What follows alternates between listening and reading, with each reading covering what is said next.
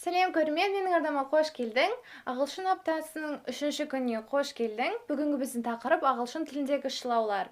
Яғни ол at, on, in, by. Осы шылаулардың қай кезде қолданады, өзіңіздің орналасқан жеріңізді қайсылармен айтасыз және қай уақытта қолданатынын бүгін өтеміз. Сондықтан әлі тіркелмеген болсаң, міндетті түрде тіркел және лайк басып кет. Сонымен бастайық. Осы видеоны соңына дейін көр, себебі соңында шағын тест болады. Яғни сіздің өз үйренгеніңізді тексересіздер. Сондықтан видеоны соңына дейін көр. Ең алғашқы біздің шылауымыз ол at. Біріншіден жаттап алайық. Atты ешқандай көліктермен қолданбаймыз. Жаттап алыңыздар. Ал орналасқан жеріңізге келсек, atты тек қана нақты жермен ғана қолданасыздар. Мысалға, at home, at work, at school, яғни нақты жер. Келесі at сөзін уақыттармен қай кезде қолданамыз. Уақытта да дәл сондай нақты уақыт. Мысалға, at 6 o'clock, at 9 o'clock. Ешқандай қосымша нәрсе керек емес, жай ғана нақты нәрселер at шылауымен қолданылады. At шылауын түсіндік. Енді onға кірісейік.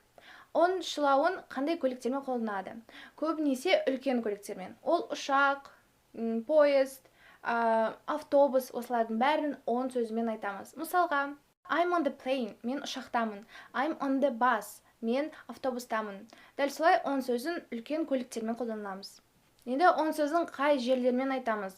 On сөзін үлкен жерлермен айтамыз. Мысалға, on the wide and long river. Ал өзен бізде үлкен аумақ. Яғни on сөзін көлемі үлкен жерлермен айтамыз. Уақытқа келсек, on сөзі daylармен қолданылады. Ол дегеніміз не? Мысалға, Monday, Tuesday, birthday, яғни барлық day жерлерге on шылауын қолданамыз. On шылауына байланысты тағы да бірнеше мысал айтқым келеді. Бірінші мысал ол on the left or on the right. Яғни аудармасы сол жақта және оң жақта. Келесі мысал on the table, яғни белгілі бір нәрсенің үстінде. Мысал ретінде the book is on the table, кітап үстелдің үстінде. Және соңғысы on the map, яғни картада. Келесі шылау in шылауы. In шылауын көліктермен қолданғанда кішкентай шағын немесе өзіңіздің көлігіңізбен қолданасыздар. Мысалға, I'm in the taxi, мен таксидемін. Немесе I'm in the car, мен көліктемін. In сөзін кішкентай көліктермен қолданамыз. Ал жерлерге келетін болсақ, in сөзін белгілі бір аумағы бар, белгілі бір шекарасы бар жерлермен қолданамыз. Мысалға, I'm in the room, мен бөлменің ішіндемін. Яғни бөлменің белгілі бір аумағы бар, яғни мені қабырғалармен қоршап тұр.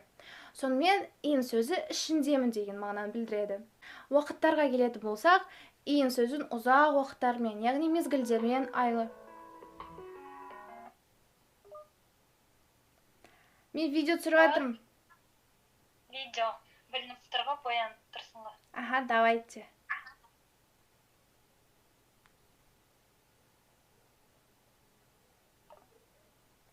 Кешірім сұраймын десең. Уақыттарға келетін болсақ, in шылауын ұзақ уақыттармен қолданамыз. Мысалға, ол айлар және мезгілдер. In the summer, жазда, in April, сәуірде. Дәл солай in сөзін жаттап аламыз ұзақ уақыттармен. Мезгіл және ай. Келесі шылау by.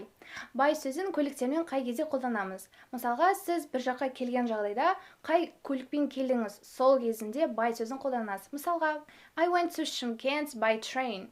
Мен Шымкентке пойызбен бардым. Яғни немен бардыңыз? Сол кезінде byды қолданасыздар. Яғни by қазақша мен. Ал ойбай.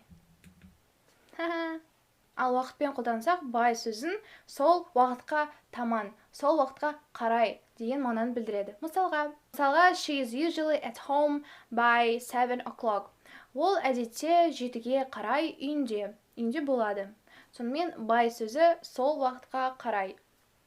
Осындай кішкентай уақытта сіздер ағылшын тіліндегі at, on, in, by шылауларын қай кезде қолданады және дұрыс қолдануын үйрендіңіздер. Енді соны бәрін миға қорытып шағын тест өтейік.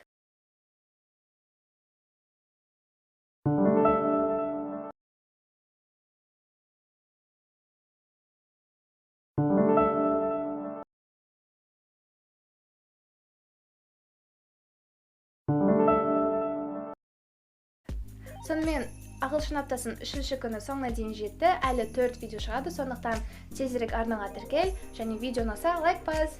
Сау!